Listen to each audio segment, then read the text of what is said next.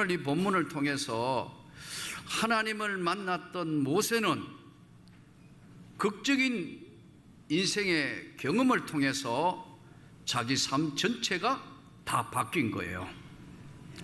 우리가 잘 아는 대로 모세는 태어날 때부터 죽음의 운명을 가지고 세상에 태어난 바로가 사내 아이는 다 죽이라고 하는 명령을 내렸던 그 시대 사람이었어요. 그 아기가 세상에 태어났는데 누가 보호자가 없으면 아기는 세상을 살 수도 없고 세상에서 어떻게 성장할 수 없는 길일 텐데, 그 아버지 아므람과 어머니 요게벳이 성경을 통하여 보면은 사내 아이는 다 죽이라고 명령을 했지만 바로의 왕의 명령을 무서워하지 아니하고 석 달을 숨겨서 길렀더니, 죽이라 했는데 안 죽이고 석 달을 숨겨서 길렀다. 그게 이제 부모가 어떤 사람이냐 하는 것을 정확하게 설명을 하는데 믿음의 부모였다는 거죠. 그 믿음의 부모가 이 아이는 태어나면 죽을 아이인데도 왕의 명령을 두려워하지 않고 믿음으로 이 아이를 석 달을 길렀는데, 더 이상 하다가는 자기 가족뿐만 아니라 주변에 있는 발견했는지도 알면서 같이 왕에게 보고하지 않는 모든 자를 다 죽이니까. 그래서 주변에 피해가 갈까 봐 어쩔 수 없이 갈대 상자에 아이를 집어넣어서 나일강에 성경에 보면 띄우게 됩니다. 우리가 확률적으로 강에다가 아이를 버렸다 생각했는데, 물은 새지 않도록 역청을 엮어서 했다 하지만 출렁일 것이고, 이 지금 확률상 우리가 만일에 한강에 아이를 버렸다고 생각해가 갈대 상자에 조그만한데 석 달이면 얼마나 되겠어요, 무게가? 아이 그램 해봤자 보통 3.5g에서 석 달 길렀으면 한 7, 8kg, 6, 7kg. 아이를 그냥 갈상자에 집어여가 만일 우리가 한강이라는 데 버렸다고 생각하면 그게 과연 살아날 확률이 있을 것인가? 몇 프로 될 것인가? 근데 이게 하나님께서 인도를 하셔서 당시에 바로의 공주였던 합셉수터 공주에게 이것이 흘러가도록 만드시는 섭리하시는 하나님, 섬세하신 계획으로 하나님이 역사를 하셨다. 그래서 이게 이제 합셉수터 공주가 바로가 가장 아끼는, 아버지가 왕인데 강력한 왕이었어요. 근데 이제 합셉수터는 공주로 태어났는데 이 왕에게 아들이 없은 거예요. 그 아들이 없으니까 합셉수터가 여왕이면서 여왕이 되고 이렇게 해야 되는데, 당시에 이 애굽에는 여왕 제도가 없었으니까 어쩔 수 없이 사위를 맞이해서 그 사위가 왕이 되는 거예요. 그리고 합셉수터는 모세를 양자로 키웠다고요. 그런데 그 남편하고의 사이에, 우리로 얘기하면 후궁 사이에 아이가 태어나는데 죽습니다. 사내 아이가. 두 번째 후궁이 그 왕후가 아닌 그냥 궁전에 있는 여인하고 아기가 들어서서 그게 이제 아들로, 바로의 아들로 하고 모세하고 서로 왕위 계승권 싸움을 할 수 있는 그런 자리에 있었는데, 히브리서 11장을 성경을 다시 펼쳐서 이 지금 출애굽하고 대조해 보면 모세는 장성하여, 이제 나이가 들었다는 거죠. 모세는 장성하여, 믿음으로 장성하여 애굽에 있는 모든 보화보다 하나님 백성과 함께 고난받기를 더 좋아하고 믿음으로 자랐다는 거죠. 아버지가, 엄마가 믿음으로 모세를 나일강에 떼었고 자랐지만 애굽의 학술과 왕자의 자리에 있었지만 하나님 백성과 더 고난받기를 좋아했다는 거예요. 그러니까 자연적 궁중에 있는 것보다 당시에 국고성 또 람세스를 세울 때인데, 지난번에 한번 말씀드린 것처럼 람세스는 정치범 수용소예요. 우리로 이야기하면 갇혀놓고 교육식 위한 람세스를 세우는데, 거기에 이스라엘 백성들을 노예로 집도 주지 않고 벽돌을 만들어서 쌓으라고 명령을 합니다. 그리고 때리고 죽이고 여반사로 수많은 학대를 할 때, 오늘 성경에서 읽은 대로 내가 저들이 하나님을 찾고 부르짖는 그 고통을 보고 근심을 알았고 내가 그들의 고통을 지켜보았다. 모세에게 하나님께서 명령을 하시고 대화하실 때 하신 말씀이에요. 그런데 모세는 이제 그들을 이제 어떻게 하든 이거 이제 잘 어떻게 할 방법이 없으니까 가서 이제 거기 가서 기웃기웃하면서 때리면 못 때리게 하는데, 어느 날 너무 학대를 세게 하니까 화가 나서 관원을 한 찰 때렸는데 그 관원이 죽어버렸다. 아마 성경은 침묵하고 있지만 거의 상상해 보건대 이거 틀림없이 아마 사막에다가 어디 끌어 묻었겠죠. 어디 시체 채울 데가 없으니까 사막이란 파면 쉽게 파지니까 그냥 덮었는데, 아무도 모르는 줄 알았는데, 또 거기 가서 관원이 이제 학대하니까 못하게 막았으니까, 지난번에는 때려 죽이더니 나도 그렇게 죽일 거냐? 이것이 탈로 남에 모세가 이제 도망을 가게 되는데, 이 도망가는 과정이 너무나 재밌는 것이, 이 도망을 그냥 이제 가게 되는데, 첫 번째 모세가 도망간 이 도주로를 보면 시나이 반도를 건너갑니다. 이 시나이 반도를 건너가서 그 다음에 아라비아 반도를 거치고, 아라비아 반도를 거치고 난 데에는 사우디아라비아 반도 중부 지역에 있는, 즉 바로의 행정권과 바로의 군사력이 미치지 않는 그곳에 하나님이 미디안이라는 곳으로 보내시는 거예요. 그런데 모세는 나이 40에 이제 가장 강력하고 남자로서 가장 머리가 잘 돌아갈 때고 건강할 때고 힘도 있고 지혜도 있고 능력도 있을 것 같은데, 그 도주로로 지금 시나이 반도를 거쳐서 아라비아 반도를 거쳐서 사우디아라비아에 거쳐서, 이게 나중에 뭐가 되느냐면 출애굽의 경로가 되는 겁니다. 하나님이 얼마나 섬세하죠. 40년 광야를 미리 하나님이 이 다음에 출애굽 하실 때, 이 하게 명령을 하실 때 도주로가 이스라엘 백성들이 출애굽하는 경로가 겹쳐지는 거예요. 얼마나 섬세해요. 우연히 이렇게 될까요? 아니에요.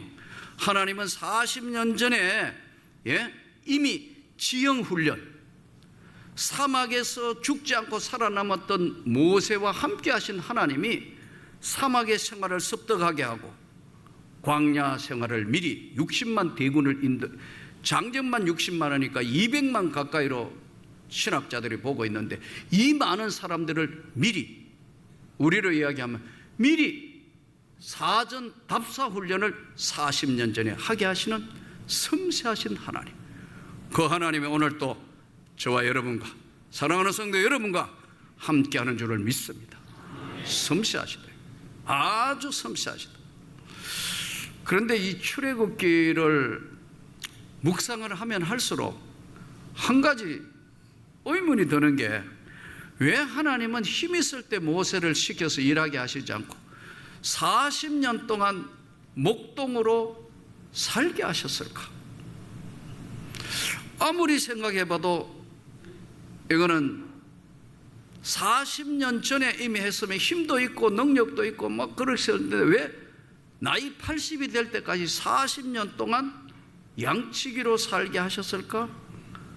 이거는 제가 보는 관점에는 하나님께서 모세를 숙성기간 동안 둔 것 같아요. 여러분, 김치 있잖아요. 김치도 삭아야 맛이 있잖아요. 동의 안 하시는 거요? 저는 저희 집은 좀 독특해요. 우리 집 사람은 생김치를 좋아해요. 저는요 생김치 질색이에요. 안 먹어요. 풀 냄새가 나는 것 같고 얘가 주니까 억지로 먹을 수밖에. 그래서 30 몇 년간 맨날 묻는 게 삭은 김치 없어? 숙성된 거 없냐 하는데요, 숙성되기 전에 미리 다 먹어보니까 숙성될 여가가 없어요. 그런데 숙성된 김치만 나오면, 저는 삭은 김치만 나오면 얼굴에 희색이 만연해요. 아, 오늘 먹을 거 있다. 왜냐하면 국물도 그냥 밥에다가 그냥 따로서 김치 국물에도 잘 먹으니까요.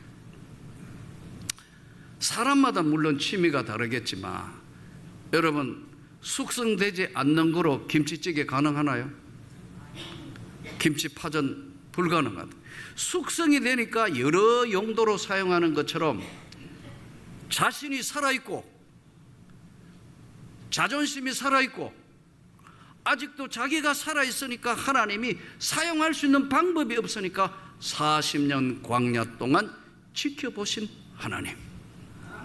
이 하나님이 때가 참에 호렙산 떨기나무 가운데로 하나님이 부르셔서 신기한 광경을 봤다가 모세가 그냥 달려가다가 돌이켜 다시 올 때 하나님께서 떨기나무 불꽃 가운데서 모세야 모세야 부르시잖아요. 네가 선 땅은 거룩한 땅이다. 신발을 벗어라. 모세야 모세야. 모세가 첫 번째 반응이 뭐죠? 누구십니까? 도대체 누군데 나를 부르십니까? 신기한 광경, 극적인 경험, 그야말로 기가 막힌 드라마와 같은 하나님을 만나는 모세가 누구십니까? 이때 나 하나님이다 이렇게 하시지 않고 하나님께서는 나는 너희들의 조상의 아브라함과 이삭과 야곱의 하나님이다 이렇게 말씀하죠. 이유가 있어요. 어느 날 너가 태어난 것도 아니고 어느 날 우연히 세상에 태어난 것도 아니다는 거예요. 너희 아버지 아브라함과 어머니 요게벳이 죽을 세상에서 믿음으로 너를 보호했고 내가 나일강에 띄어졌을 때도 내가 너를 보호했고 왕자로 자라게 했지만 너는 지금 너의 삶 전체를 다 하나님이 쪽에서 보실 때는 아직 숙성되지 않는 그런 상황이니까 설 수도 없어서 40년 동안을 지켜보신 하나님이 너가 선 땅이 거룩한 땅이다. 너가 지금 서 있는 땅이 거룩한 땅이다. 이 말을 하나님 말씀을 들었던 모세의 입장에서 돌아가서 보면요 40년 지나온 삶이 회한과 눈물과 외로움과 고통과 이민족 속에 섞여서 살았던 자신의 정체성까지 잃어버렸던 왕자에서 목동으로 변했던 그 삶에 종지부를 찍는 하나님 말씀이에요. 내가 선 땅은 거룩한 땅이다. 여러분 오늘 또 이 자리에 온 사랑하는 성도 여러분이 거룩한 땅에 서 있는 겁니다. 이 거룩한 땅에 서 있는 모세에게 던진 말씀이 너가 서 있는 땅이 거룩한 땅이다. 너는 내 발에서 신을 벗어라. 구약 성경을 통해서 이렇게 쭉 보니까 신발을 벗을 때는 두 가지예요. 하나는 항복한다는 거예요. 항복 다 모든 것 다 맡깁니다 할 때 신발을 벗었고 룻기서를 보니까 신발을 벗을 때 뭘 하시느냐 하니까요. 이제 보아스와 룻이 결혼을 해야 되는데 앞에 기업 물을 자가 더 가까운 사람이 있으니까 신발을 벗어서 그걸 증거로 삼았어요. 모세야, 너가 선 땅이 지금 거룩한 땅이니까 너는 나하고 약속을 해야 되는데 너가 가지고 있던 지금까지의 어떤 책에서 본 일도 없고 이제까지 경험하지 못했던 지금까지 깨닫지도 알지 못했던 너가 서 있는 땅이 거룩한 땅이고 너가 신발을 벗어서 내 앞에 정인으로 엎드리라는 거예요. 오늘 또 우리가 하나님의 은혜에 교회에 와서 말씀을 듣는데 아마 이렇게 생각할지 모르겠습니다.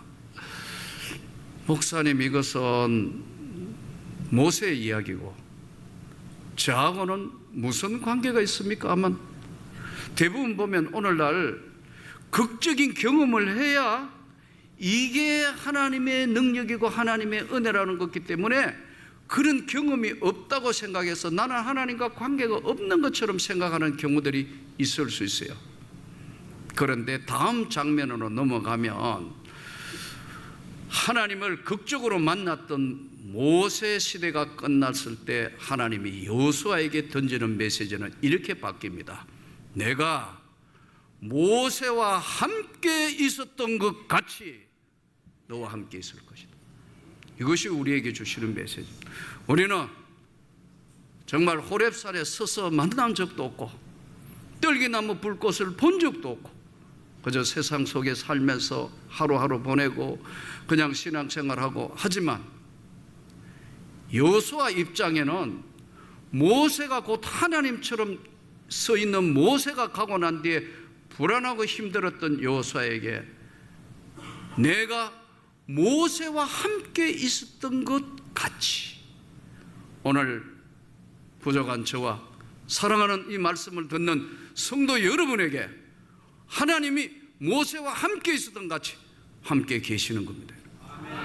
이걸 믿고 깨달았을 때는 바로 이 자리가 거룩한 땅이 되고 깨닫고 그것을 알았을 때 그것은 바로 신발을 벗고 주님을 만나는 이 바로 하나님을 만나는 장이 되는 거예요. 우리는 오랫동안 신앙생활 하다가 보니까 항상 극적인 경험을 하는 분들도 가끔은 있습니다만은 모세와 함께 있었던 것처럼 함께 있을 것이라는 그 말씀만 받았던 여호수아는 다음 지휘봉을 들고 가나안 정복사의 주인이 되는 겁니다.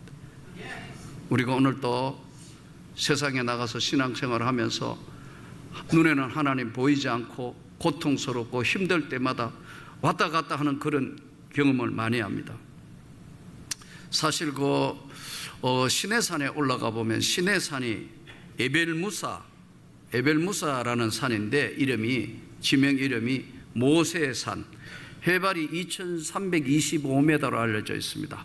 우리 여기 아마 성지순례 다녀오신 분 예전에 요즘은 애굽 이집트 가기 힘드니까요 가보면 이제 낙타 타고 올라가고 쭉 가지 않습니까? 그런데 그 올라가기 이제 계단이 본격적으로 시작되기 전 그 옆으로 내려가는 계곡이 있는데 그 계곡 이름이 이드로 계곡입니다. 이드로는 누구죠? 모세의 장인어른, 미디안의 제사장. 그게 이드로 계곡이라고. 그 계곡 이름. 그 아래 내려가면 지금도 이게 지금 이 많은 장구한 세월이 수천여 년이 흘렀는데 지금도 베두인 족속 그때하고 똑같이 있습니다. 그래서 성경 연구하는 목사님들 꼭 가는 코스 중에 하나가 거기에요. 한 달간 거기서 베두인 족속하고 같이 양고기 먹으면서 지형 공부하고 하는데 저도 한번 누가 같이 가자고 하는데 한 달을 교회 비울 수가 도저히 없어가지고 못 갔어요. 제가 아는 목사님들 거기 가서 40일 금식기도 한 분들도 있고 여러 가지 이제 많은 분들이 이스라엘 지역 연구하는 분들 그쪽으로 많이 갑니다. 하나님은 우리 생애에 섬세하셔서 모세와 함께 있었던 것처럼 내가 너희와 함께 있을 거다. 누구하고? 여호수아하고 함께 있은 것처럼 오늘 우리하고 함께 계신다는 겁니다. 개척교회 할 때인데 참 방에서 개척교회 할 때인데 참 힘들었어요. 그러니까 이제 제자들이 찾아와서 마루에서 예배 드리는데 큰 집에 이제 중간을 가로질러서 한쪽에는 이제 사람이 이제 전세 사는 사람이 여의도 순복음교회 다니는 집사님이에요. 부부. 이분들은 뭐 하는 사람이냐면 생선 가게 하는 사람이에요. 예? 그 시장에. 그리고 우리 있고. 그런데 이 교회에 나가는다는 이 부부가 나는 한 가지 이해할 수 없는 게 어떨 때는 검술이 너무 좋아요. 그런데 남자가 술 먹고 들어오면 엉망되는 거예요. 여자를 두드러 패니까 쿵 하고 우리 집 벽이 왔다 갔다 왔다 갔다 하는 거예요. 쿵 하면 아야 막 죽는다 소리 나. 그럼 어떻게 해요? 할 수 없으면 제가 가야 되잖아요. 근데 그 남자분이 제가 오도록 기다렸다는 것이 때려요. 그럼 몇 번 갔어요. 그러지 고마라고 뭐 그렇게 했는데. 그러면 이제 때리는 걸 중단하면 이제 그렇게 하면 안 된다고 자꾸 이제 설득도 하고. 그러니까 점점 때리는 숫자가 횟수가 예를 들면 한 달에 10번 때렸다 5번 때렸다 하면 3번, 2번, 1번 올 때는 안 때렸어요. 근데 재밌는 것은 나가면 그러면 미안하잖아요. 여자분은 말려줬으니까요. 그때마다 꼬등어를 공짜로 줬어요. 꼬등어가 공짜로 그냥 먹는 거예요. 그날은 뭐 생선 맛있게 먹는 거예요. 또 한 번은 마루에서 그냥 방에서 하다가 마루에서 예배를 드리니까요. 뭐 교회 간판도 없고 셋집이라니까요. 근데 한 분은 이번에 우리 일청년들이 수련회 가서 만난 그 장로님, 권사님 그분들이에요. 그분들은 서울에 있는 어느 큰 교회 장로님이 되셨어요. 나중에. 근데 그때 안수 집사 때인데 아마 생활이 아주 어려웠을 때 같아요. 근데 이분이 조그마한 정육점하고 뭐 그 옆에 파, 부추, 뭐 마늘 이런 거 팔고 독특한 게 한 분은 권사님, 집사님이 그 당시에 집사님 두 분 다 그 당시에는 집사님이셨는데 한 사람은 고기 팔고 뭐 팔고 있으면 한 사람은 옆에 성경 읽고 있어요. 또 한 사람은 이제 부부가 바뀌면 또 한 사람이 성경 읽고 있고 자연적인 이제 동네니까 가서 이야기하다가 내가 하나님 만났던 이야기를 하니까 이분들이 너무너무 좋아해가지고 때마다 고기를 안 굶고 먹었어요. 세월이 긴 세월이 흘렀어요. 30몇 년을 흘렀는데 세상에 일청년들 수련회 보내놨는데 거기서 딱 만난 거예요. 이야, 목사님, 그때 내가 전도사 때 있을 때 보니까 역시 하나님을 만난 경험이 있는 하나님의 사람이었다는 걸 알았다는 거예요. 제가 그랬어요. 그분에게 이 믿음의 그릇을 볼 때 훌륭한 장로 될 것이고 하나님이 반드시 쓰시는 복받는 가정 될 거다. 아주 하나님이 그 자녀들에게 복의 복을 주셔서 잘 되게 하시고 그리고 지금 시골에 가서 5,000평 과수원하시면서 태양광 발전소 하면서요 참 사는데 그 시골 교회 너무 어려운데 그 시골 목사님이 꿈을 주는 목회자 세미나 할 때마다 와서 제보고 그래요. 목사님, 저는 서울에 계시던 장로님 한 분 내려와서 목회 세로는 갔습니다. 시골에서 이 하나님의 나라를 어떻게 섬기고 받들어야 되는지 모르는데 다 그 장로님이 뒤에서 다 해드리는 겁니다. 에어컨 없는 교회, 에어컨을 열라니까 시골 교회에 뭘 시골 교회에서 에어컨을 하느냐 안 하느냐 시끄러우니까 보고 있다가 알아서 헌금하면 모자라는 건 제가 다 합니다. 사택 것도 하고 이거 고치고 저거 고치고 한 사람이 가서 20명 이상 시골교회 전도회가 교회 다시 부흥하고 성장하게 만드시는 하나님 만났던 사람들의 특징이 오늘 우리는 본 적도 만난 적도 없지만 모세와 함께 했던 하나님은 오늘 이 자리에 우리와 함께 하신다는 걸 믿으면 하나님의 영광을 보는 겁니다. 오늘 또 이 주의 말씀을 들으면서 모세와 함께 있었던 하나님이 이 자리에 있는 저와 여러분을 끝까지 인도하시고 지키시고 보호하시고 축복해 주실 것을 믿습니다. 그렇게 되도록 구하고 노력하는 한 주간이 되기를 주 예수 이름으로 축복합니다.